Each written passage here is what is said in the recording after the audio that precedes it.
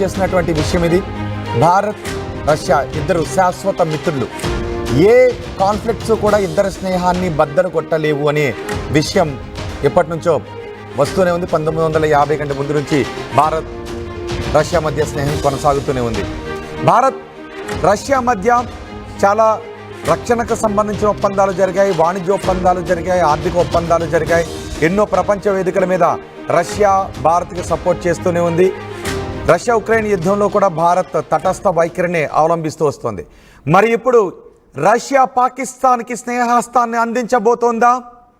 Russia ఇప్పుడు పాకిస్తాన్కి స్నేహహస్తాన్ని అందించబోతోంది అనే వార్త చక్కర్లు కొడుతుంది. పాకిస్తాన్ ఆ విషయాన్ని ధృవీకరిస్తోంది. రష్యా ఎక్కడ కూడా దాన్ని ఖండించలేదు. భారత జాతీయ మీడియా సంస్థలు కూడా ఈ విషయాన్ని ధృవీకరిస్తూ వార్తలను ప్రసారం చేస్తూ ఉన్నాయి. పాకిస్తాన్తో రష్యా కీలక ఆయుధ ఒప్పందాన్ని చేసుకుంటోంది అని. నిజానికి మొన్న ఆపరేషన్ సింధూర్ సమయంలో, పహల్గాం దాడి తర్వాత ఆపరేషన్ సింధూర్ సమయంలో మనం పాకిస్తాన్ ప్రయోగించిన అన్ని డ్రోన్లను, మిసైల్స్ను కూల్చివేసింది రష్యా దగ్గర నుంచి కొనుగోలు చేసిన S-400తో. పాకిస్తాన్కి మనం చుక్కలు చూపించింది రష్యా. మనం కలిసి DRDOలో తయారు చేసిన బ్రహ్మోస్ మిసైల్స్తో. దీంతో రష్యా భారతదేశ బలం మరింత బలాన్ని పుంజుకుంటుంది అని ప్రపంచ దేశాలు మాట్లాడుకుంటూ ఉన్నాయి. రష్యా భారత్ సహకారంతో ఇద్దరు కలిసి తయారు చేసుకున్న ఆయుధాల గురించి ప్రపంచం మాట్లాడుకుంది. అదే సమయంలో పాకిస్తాన్ తోక ముడిచింది. ఇప్పుడు తోక ముడిచిన పాకిస్తాన్ ప్రపంచ దేశాల ముందుకు వెళ్ళి సాగిలపడుతూ ఉంది. IMF నుంచి దొంగ అబద్ధాలతో, అసత్యాలతో లోన్ కూడా తెచ్చుకుంది. ఆ లోన్ని పాకిస్తాన్ తెచ్చుకోవడానికి కారణం, ఇటు చైనా సహకారాన్ని అందించింది, అటు సౌదీ అరేబియా సహకారాన్ని అందించింది, ఇటు అమెరికా సహకారాన్ని అందించింది, టర్కీ కూడా సహకారాన్ని అందించింది. ఇప్పుడు రష్యా కూడా టర్కీ బాటలో నడిచే అవకాశం ఉందా? ఇప్పుడు రష్యా కూడా టర్కీ బాటలో నడిచే అవకాశం ఉందా అనే విషయం పాకిస్తాన్ చెబుతూ ఉంటే కొంత బాధ కలుగుతూ ఉంది. రష్యా ఎప్పటికీ భారత్కి శాశ్వత మిత్రుడు. రష్యా భారత్ బంధాన్ని ఏ శక్తులు కూడా అడ్డుకోలేవు అనే విషయాన్ని మనం కాపాడుకుంటూ వచ్చాం. ఇప్పుడు దెబ్బతిన్న పావులాగా, సగం చచ్చిన పావులాగా ఉన్న పాకిస్తాన్ IMF నుంచి లోన్ పొందింది. అమెరికాతో స్నేహాన్ని కొనసాగించాలనుకుంటోంది. అటు గోడ మీద పిల్లిలాగా ఉండే ట్రంప్ కూడా అటు ఇటుగా మాట్లాడుతూ ఉన్నాడు. పాకిస్తాన్కి లోన్ ఇప్పించొద్దు అని మనం చెప్పినప్పటికీ లోన్ ఇప్పించాడు. అదే సమయంలో అక్కడ మత స్వేచ్ఛకు సంబంధించిన ఒక కమిషన్లో పాకిస్తాన్లో ఉగ్రవాద శిక్షణ పొందిన వ్యక్తులకు పదవులు కట్టబెట్టాడు ట్రంప్. రష్యా అధ్యక్షుడు వ్లాదిమిర్ పుతిన్ మధ్య కొన్ని మంచి సంబంధాలే ఉన్నాయి అనేది ప్రపంచం మాట్లాడుకునే విషయం. ఇలాంటి సమయంలో మొన్న కాల్పుల విరమణకు భారత్ పాకిస్తాన్ మధ్య తలదూర్చి కాల్పుల విరమణ సాధించేలాగా తలదూర్చిన ఈ అమెరికా ఇప్పుడు రష్యాపై ఏదైనా ఒత్తిడి తెస్తోందనే అనుమానాలు కూడా కలుగుతున్నాయి. ఎందుకంటే ట్రంప్ రష్యా అధ్యక్షుడితో కూడా కొన్ని సంబంధాలను కొనసాగిస్తూనే ఉంటాడు. ఇద్దరికి మంచి సంబంధాలే ఉన్నాయి అని. ఇప్పుడు రష్యా పాకిస్తాన్కి ఆయుధాలు సప్లై చేయాలని అనుకుంటుందా అంటే నిజానికి మనం పాకిస్తాన్ ఇప్పటికీ నమ్మలేం. భవిష్యత్తులో మరో యుద్ధానికి, కవ్వింపు చర్యలకు పాకిస్తాన్ పాల్పడే అవకాశం ఉంటుంది. 1971లో మనకి వ్యతిరేకంగా అమెరికా వార్షిప్ను పంపించినప్పుడు రష్యా ఒక్క దేశం మాత్రమే మనకి అండగా నిలబడింది. రష్యా ఒక్కటి మాత్రమే నా మిత్రుడు భారత్ అని ప్రకటించింది ప్రపంచ దేశాలకు. ఇప్పుడు ఆ మిత్రుడు పక్క చూపులు చూస్తున్నాడా అనే అనుమానాలు వ్యక్తమవుతున్నాయి. పాకిస్తాన్ ఆ విషయాన్ని ధృవీకరించింది. పాకిస్తాన్లో రష్యా 22,000 కోట్ల రూపాయలు పెట్టుబడులు పెట్టబోతోంది అనే చెబుతూ ఉన్నారు. కరాచీలో ఉక్కు ఫ్యాక్టరీ ఏర్పాటు చేయబోతున్నట్టుగా తెలుస్తోంది.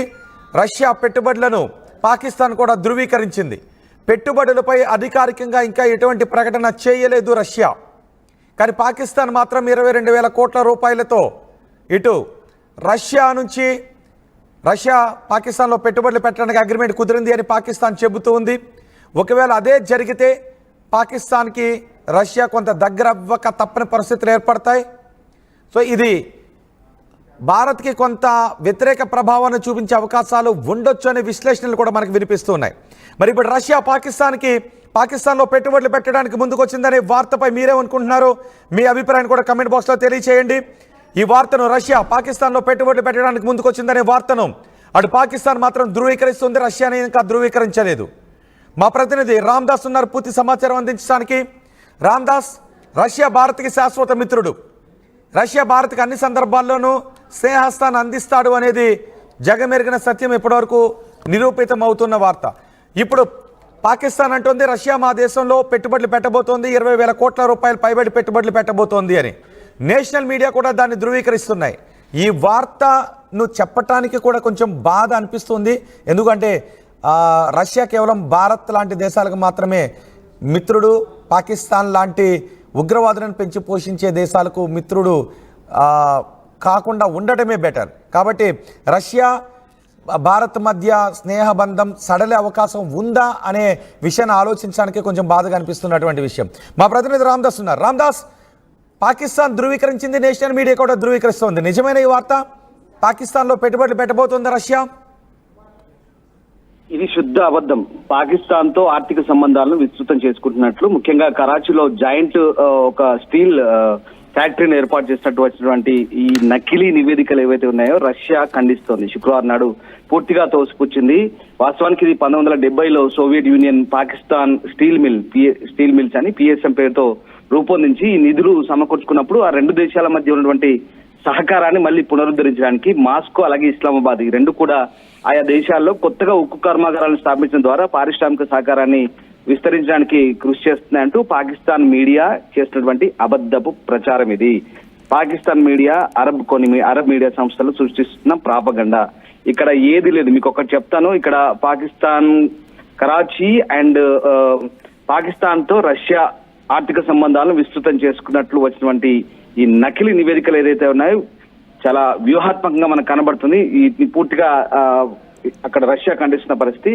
ఏం రాశారంటే, దౌత్యపరంగా భారతదేశానికి పెద్ద ఎదురు దెబ్బ తగిలింది, రష్యా పాకిస్తాన్ తో భారీ పెట్టుబడి ఒప్పందం చేసుకుంది, వ్యూహాత్మక భాగస్వామ్యం తర్వాత ఇది భారతదేశంపై ప్రాంతీయ ప్రభావం పెద్ద దెబ్బ అంటూ ఈ అరబ్ మీడియా సంస్థలు చెప్తున్నంత కూడా శుద్ధ అబద్ధం అని మనకు తేలిపోతుంది. రష్యా దీనికి సంబంధించి అంటే ఈ పాకిస్తాన్ మీడియా అలాగే అరబ్ మీడియా చేస్తున్నటువంటి ఈ ప్రాపగండాన్ని పూర్తిగా రష్యా ఖండిస్తున్న పరిస్థితి. పాకిస్తాన్ ప్రధానమంత్రికి ప్రత్యేక సహాయకుడిగా ఉన్నటువంటి హరూన్ అక్షర్ ఖాన్ అలాగే మాస్కో ప్రతినిధి డెనిస్ నజరూఫ్ మధ్య మే 13న ఇస్లామాబాద్ లో ఒక సమావేశం అయితే జరిగినట్టుగా ఇది పాకిస్తాన్ మీడియా చెప్తోంది.